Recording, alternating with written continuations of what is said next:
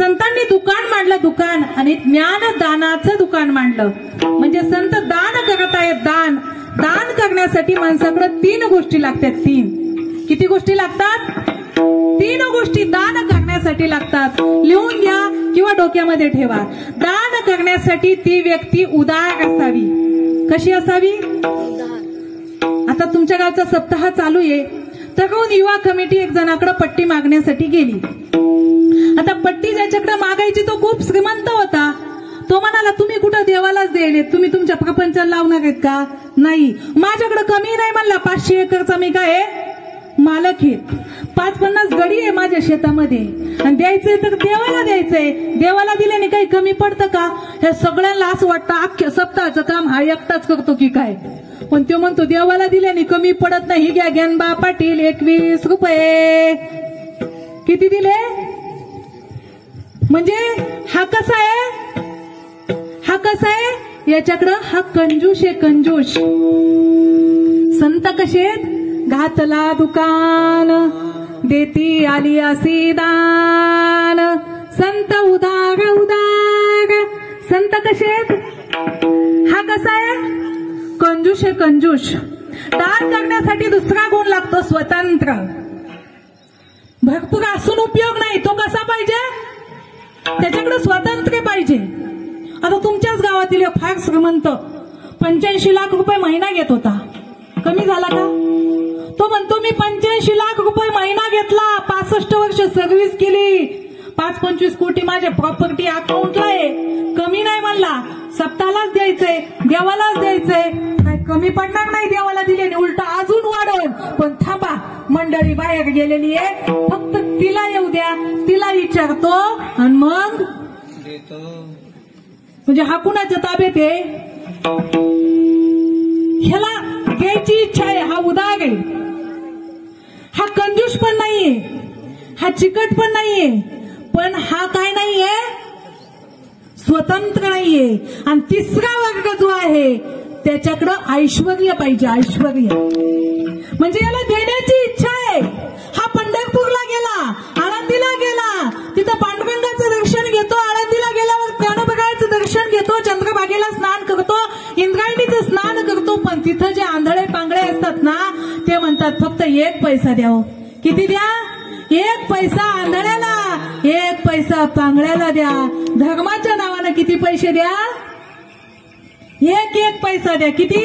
आंधळ्याला पांगळ्याला 1 पैसा.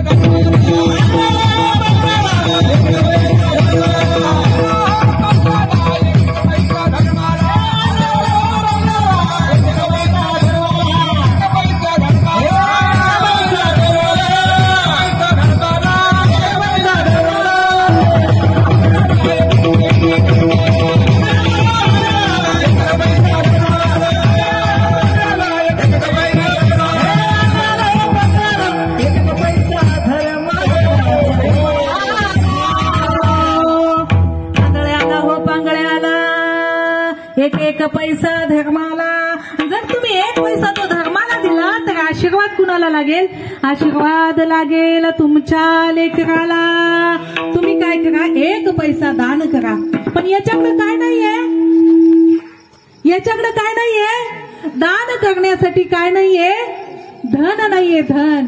याच्याकडे काय नाहीये? ऐश्वर्य नाहीये. ज्याच्याकडे जे असेल त्यांनी ते दान केलं पाहिजे. आपल्या गावचा सप्ताह चालू आहे ना, कुणी पंगत दान करतं, ज्याच्याकडे पैसे आहे ते पैसे दान करतं, आणि ज्याच्याकडे काहीच नाही त्यांनी इथं सतरंजा जरी आथरल्या तरी सुद्धा पुण्य सगळ्याला कसं आहे? समान आहे. कुणी टाळ वाजवला त्यालाही तेच पुण्य, कोणी कीर्तन सांगितलं त्यालाही तेच पुण्य, कोणी पखवाद वाजवला त्याला तेच पुण्य, कोणी विना घेतला त्याला तेच पुण्य, कोणी कीर्तन ऐकलं त्याला तेच पुण्य. सगळ्याला जर सारखंच पुण्य असेल तर प्रत्येकाने कोणतं ना कोणतं कार्य सप्ताहामध्ये केलंच पाहिजे. कारण हे कर्म कोणतं आहे? सत्य कर्म आहे. तुका म्हणे सत्य. इथे आल्यानंतर आपल्याच्याने काही ना काहीतरी केलंच पाहिजे. म्हणजे हे बघा, स्वातंत्र्य, ऐश्वर्य आणि उदारता. मग संतांकडे दान देण्यासाठी ह्या 3 गोष्टी आहेत का? संत स्वतंत्र आहेत, स्वतंत्र आहेत संत, संत उदारी आहेत. पण ऐश्वर्याच्या बाबतीत जर विचार केला ना तर तुकोबा काय म्हणतात, चोरट्याला सुद्धा भीती वाटती.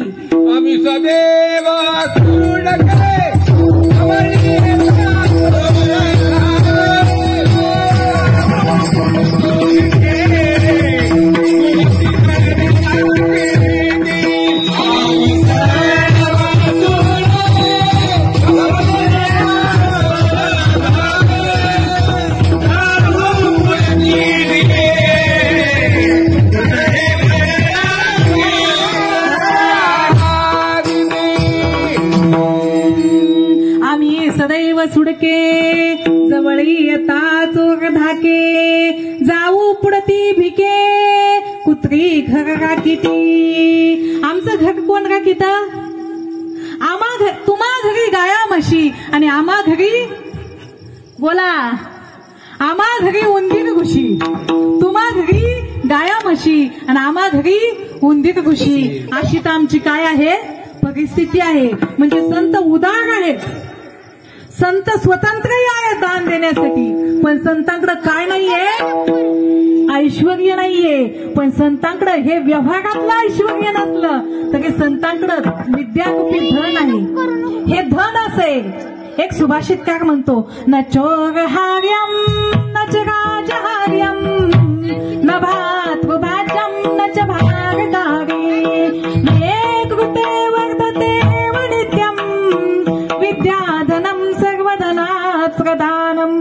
विद्या हे असं धन आहे जे दिल्यानं वाढतं. विद्या हे धन दिल्यानं वाढतं, लपवून ठेवल्यानं कमी होतं. बघा तुमच्याकडे थोडं काही ज्ञान असू द्या, तुम्ही ते द्यायला सुरुवात करा, ते अजून वाढत चालतं. एखादी चाल असू द्या, चाल तुम्ही ते दुसऱ्याला शिकवा, तुमची काय होईल? परफेक्ट होऊन जाईल दुसऱ्याला शिकवता शिकवता. जगामध्ये गुरु एक अशी गोष्ट आहे, तो ज्ञानदान देण्याचाच प्रयत्न करतो. आणि जगामध्ये काही गुरु असे आहेत, जर दुसऱ्याला आपलं ज्ञान दिलं तर आपलं महत्व काय होईल? कमी होईल. म्हणून ज्ञानपुंजी न देणारे गुरु सुद्धा पुष्कळ आहेत. पण त्यांना काय गुरु म्हणावं का? उलट आपल्या ज्ञानाचा वृक्ष हा सतत वाढत राहावा असं प्रत्येक गुरुस वाटत असतं. तुम्ही कधीही रिकामा घडा घेऊन जा आणि वाका, तुमचा घडा फरून जाईल. फक्त गुरुकडे गेल्यानंतर वाका. वे झुकते है जिनमें जान होती है, आंकड़े गए ना तो मुर्दे की पहचान होती है, मुर्दे की पहचान होती है. वाका. नदीला पूर आल्यानंतर मोठमोठाली झाडं वाहून जातात. तुकोबा काय म्हणतात, महापुरे झाडे जाती तेथला व्हाळे वाचती. महापुरामध्ये मोठमोठी झाडं वाहून जातात हो, पण लव्हाळे तसेच राहतात. का? कारण ते वागतात. नम्र झाला भूता त्याने कोंडिले अनंत. जो नम्र झाला ना तो देवाला सुद्धा ताब्यात ठेवू शकतो. फक्त नम्र झालं पाहिजे.